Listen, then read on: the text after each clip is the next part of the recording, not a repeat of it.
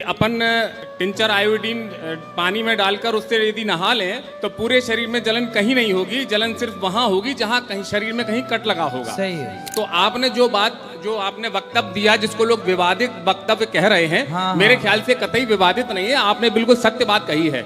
और जलन सिर्फ उन्हीं को हो रही है जहां कट लगा हुआ है, सिर्फ जलन नहीं। तो आप जो कल मैं यहाँ पर था, कल जो सभा हुई थी उसमें आप जो सफाई दे रहे थे, मुझे लगता है कि कहीं से आपको किसी तरह से सफाई देने की कोई जरूरत नहीं है, क्योंकि पूरा विश्व हिंदुस्तानी संस्कृति मानने वाले जितने भी लोग हैं वो पूरी तरह से आपके साथ हैं। मैं सोशल मीडिया पर बहुत एक्टिव रहता हूं, मैं देखता रहता हूं कि ज्यादातर वक्ता आपके समर्थन में आ रहे हैं और प्रेमतलता वक्तव्य दिया है उनके समर्थन में भी सभी लोग हैं। तो अपन को किसी फालतू आदमी को सफाई देने की कतई आवश्यकता नहीं है। बस इतना ही मेरा निवेदन। राधे राधे।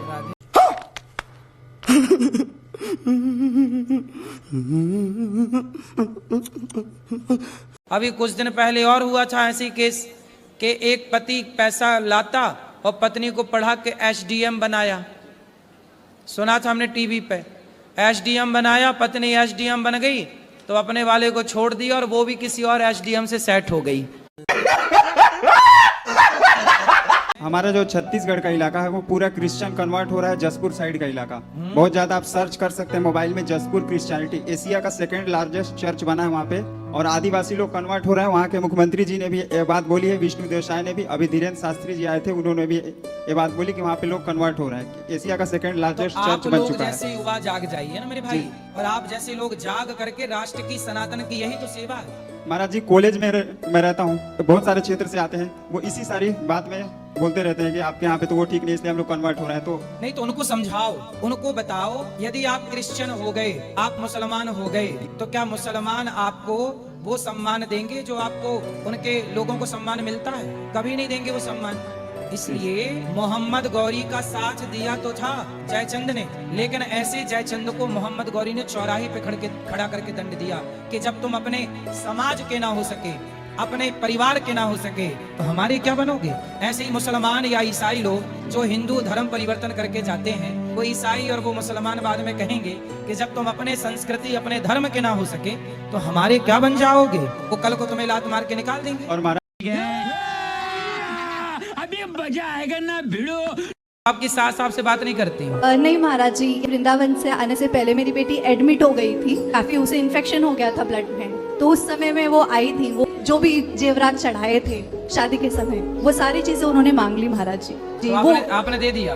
हाँ मैंने दे दिया, क्योंकि मैं ये नहीं चाहती, मेरे पतिदेव ने कहा कि हमें किसी की बद्दुआ नहीं लेनी है। माँ आई थी कि ननद आई थी? माँ ने मांगा था। आपके पति कितने भाई हैं? 2 भाई हैं महाराज। उनके पास एक भाई रहते हैं? नहीं, हम ही रहते थे महाराज जी उनके साथ। तो दोनों भाई अलग, केवल माँ बेटी रहती है? जी। देखो ये होता है, स्त्रियां अपनी बेटी के पक्ष में अपने बेटों से बिगाड़ लेती है। बहुत सारा केस है ये, एक पहला ऐसा नहीं है। इसलिए तो कहते हैं भारत में जितने भी तलाक होते हैं 90% लड़की की माँ की गलती से होते हैं। बट महाराज जी सब कहते हैं ना कि बहू खराब होती है, बहुएं खराब नहीं होती। लेकिन एक समय ऐसा भी आता है कि बहुओं को भी बोलना पड़ता है महाराज जी। जब तक हम ना बोले तो ऐसा लगता है कि नहीं ये गलत है, गलत है। वही तो, नहीं बोले तो पाकिस्तान चढ़े जा रहा था, बोले तो टुप्पा ही टाप हो गया।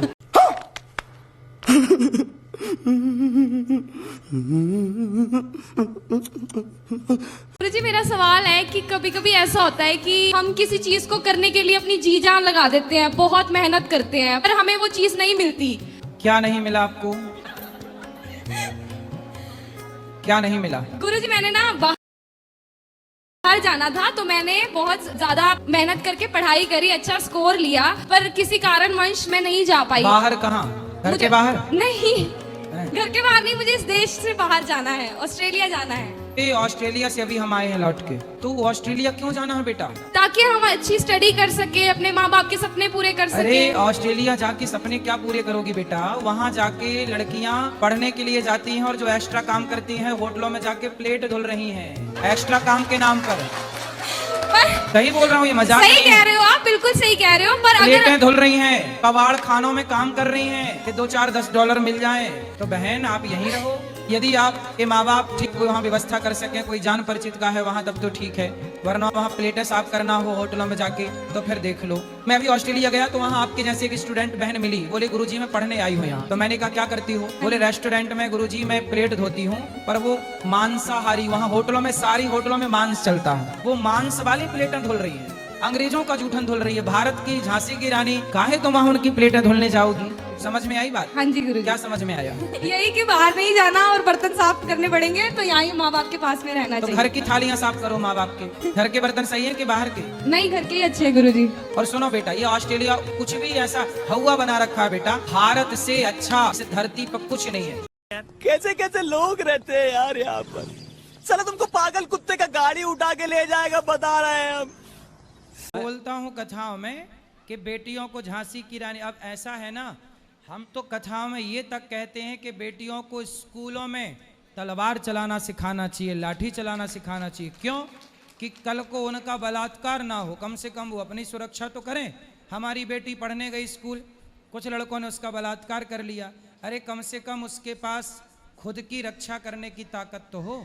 हमारी झांसी की रानी क्या ऐसी थी कि कोई भी उसके साथ बलात्कार कर ले? अरे वो तो अंग्रेजों को मजा चखा दिया कि नहीं? खूब लड़ी मर्दानी वो तो, हाँ वो लड़ी, खूब लड़ी मर्दानी। और आपके लिए क्या आएगा? आप लड़े, आप कहाँ लड़ रहे हैं? आप तो भाग रहे हैं, चूहिए से डर लग रहा है, कॉकरोच से आज की स्त्रियां डर रही हैं। तो खूब लड़ी मर्दानी, तो लड़ना तो पड़ता है, इसलिए तैयारी जरूरी है।